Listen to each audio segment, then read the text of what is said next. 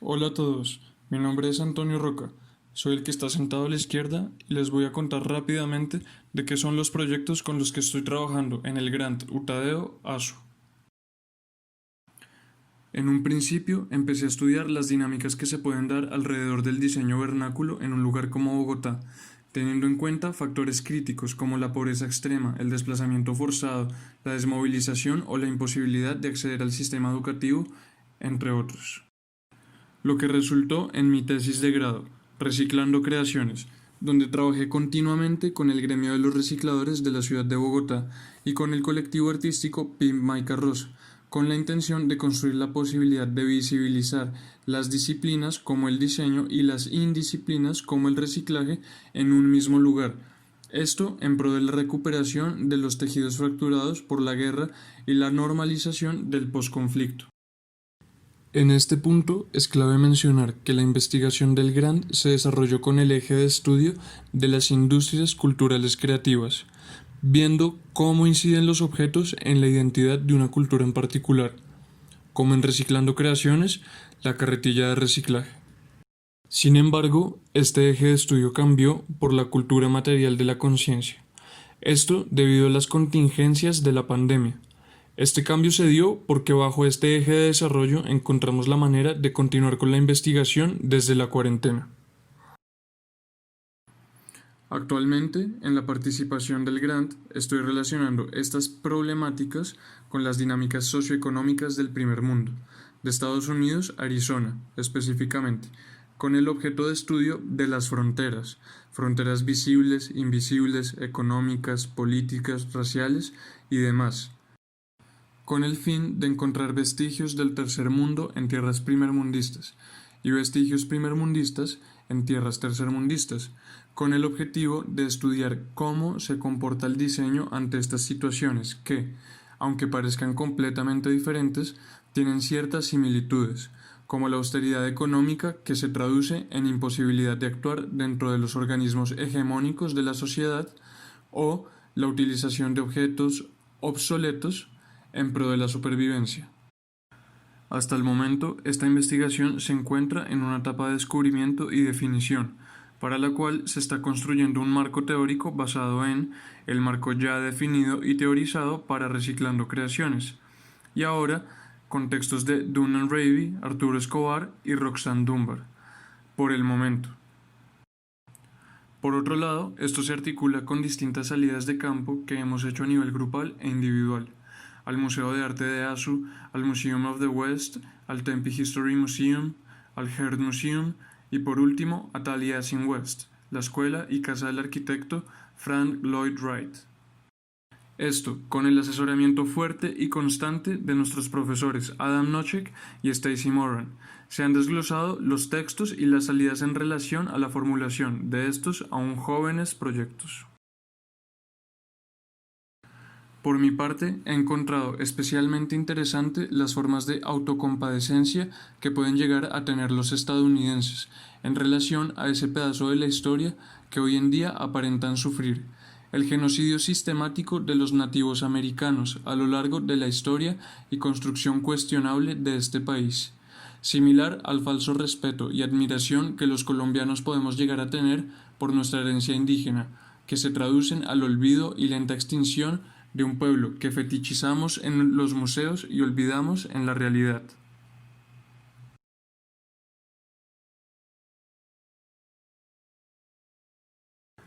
Continué con mi investigación de las fronteras creadas por diseño, concentrándome en cómo ciertos objetos o la configuración de los espacios públicos son culpables de que haya hostilidad hacia los habitantes de calle de Tempe. Esto me impactó, pues nunca me había puesto a pensar en cómo los artefactos del espacio público se diseñan para ser violentos en contra de estas personas. La semana siguiente estuvimos participando en una serie de talleres y conferencias organizadas por el CPT, donde el tema central era el diseño hecho con desperdicios. El interactuar con estos diseñadores con una trayectoria importante en el paradigma del diseño fue muy importante para el desarrollo del proyecto.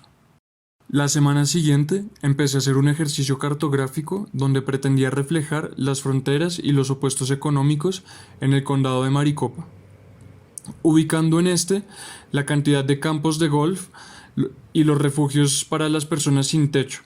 también las facilidades de las comunidades indígenas del sector. Esto simplemente para comprobar un chiste de George Carlin hecho en un stand-up comedy donde dice que por cada habitante de calle en los Estados Unidos hay un hoyo de golf. Luego llegó Spring Break, las vacaciones de primavera. Estábamos tomándonos un tiempo de descanso y de repente todo cambió. Llegó el estallido de la pandemia y en menos de una semana la universidad cerró y todos nuestros planes para el proyecto se vieron profundamente afectados por las contingencias del COVID-19.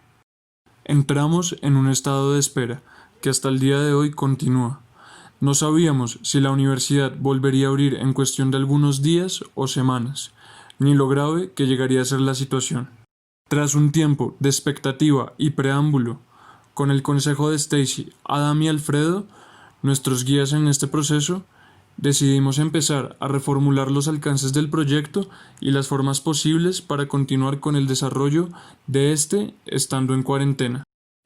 Como mencioné anteriormente, uno de los cambios de mayor peso fue el de industrias culturales creativas por culturas materiales de la conciencia. Por mi parte, las diferencias entre estos dos planteamientos radica primeramente en que las industrias culturales creativas comprenden la gestación de un objeto dentro de un marco empresarial, en el cual eventualmente la materialidad y la creatividad se puedan volver una empresa lucrativa. En contraste a la cultura material de la conciencia, que desde mi proyecto es el ejercicio consciente de la gestación o utilización de objetos en contextos de marginalidad, únicamente cuando ya se ha realizado el ejercicio crítico y consciente para la utilización o creación de algo material, sin siquiera contemplar en ese momento la perspectiva mercantilista que pueda llegar a tener el objeto, rompiendo el paradigma de diseñar para vender, a su vez excluyendo desde el diseño a todos los que no tengan la capacidad económica para costear objetos de diseño, y así diseñar desde la austeridad económica para pasar de ser víctimas por diseño a reparadores con y por diseño. En ese sentido, la cultura material de la conciencia también nos abrió la posibilidad de volvernos conscientes de la situación que tenemos como individuos privilegiados dentro del marco de la pandemia, y así empezar a problematizar las distintas dinámicas del COVID-19 como enfermedad biopolítica. Fue entonces cuando decidí trasladar los conceptos edificados en la investigación a las distintas situaciones adyacentes al estallido de la pandemia, haciendo especial énfasis en las relaciones de poder percibidas en los distintos tipos de situaciones biopolíticas que los individuos y las comunidades pueden llegar a experimentar por la cuarentena, el distanciamiento social y demás comportamientos de la coyuntura. Siempre con la premisa y el objetivo de que el conocimiento y las conclusiones gestadas en la investigación no queden limitadas a la exclusividad de ser leídas en el computador de unos cuantos pares de personas. Por el contrario, que las dinámicas captadas por el proyecto salgan a las calles, que no sea solamente una rebeldía de escritorio y de privilegio, donde reconozco las dolencias de todos los que no se pueden costear una cuarentena, pero no soy capaz de salir de la comodidad privilegiada de mi aislamiento. Es entonces cuando llegó la conclusión de que la mejor manera de hacer algo responsable conmigo y con los demás, dada la situación de la pandemia, es llevando la investigación a la calle a través de un fanzine crítico, en el cual se exponen las cosas que han pasado por el coronavirus, pero que no son necesariamente datos de la pandemia como enfermedad médica, sino datos de la pandemia como enfermedad social. Esto con la constante conexión de la situación histórica de Colombia y los vestigios tercermundistas encontrados en el trabajo de campo que alcancé a hacer en Estados Unidos, tratando de evidenciar en el camino que el verdadero virus es el capitalismo y su globalización, ya que en países como Colombia hay territorios a los que llegó primero el capitalismo de la mano del virus a el Estado y las ayudas que se supone debe brindar a las personas que jacta cobijar en su gobierno. Pero como pude ver en Estados Unidos, la casa del neoliberalismo, es que para que este sistema funcione debe maltratar y subyugar a todos aquellos que, ya sea por raza o lugar de origen, no le pueden llevar el ritmo a un sistema económico salvaje y desmesurado. Así como en Reciclando Creaciones, quienes terminan al margen de la sociedad hegemónica de las disciplinas son aquellos que no pudieron pagar un título universitario que los catalogara como mano de obra calificada para inflar la economía. Eventualmente, con estas conexiones, el fanzine propone criticar y manifestar algunos fenómenos biopolíticos que han tenido lugar en Colombia y en Estados Unidos, como la respuesta de Diseños Otros en vista de la austeridad material y económica para cuidarse de la pandemia. Discursos de análisis geopolítico como el de Pepe Mujica.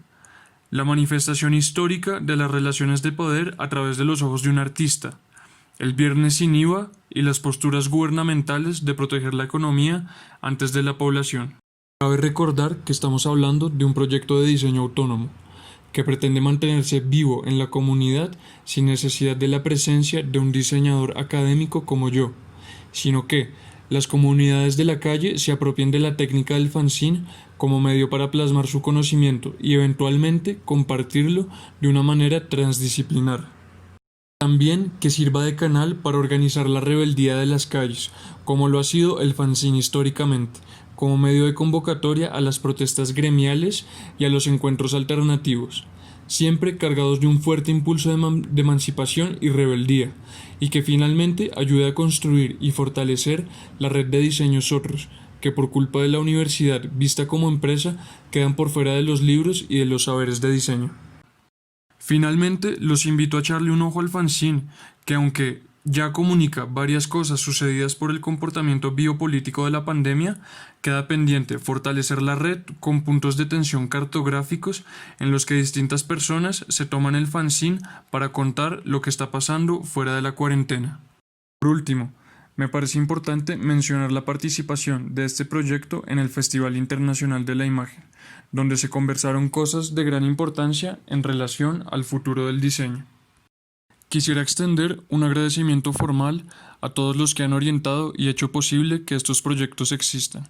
Alfredo Gutiérrez, Lorena Guerrero, Jaime Rodríguez, Adam Noshek, Stacy Moran, Laura Martínez, María Fernanda Guevara y Julián Contreras. También al ilustrador del fanzine, Esteban Usech, por su colaboración poderosa con su arte y sensibilidad, que le dan peso y carácter a este fanzine. Muchas gracias.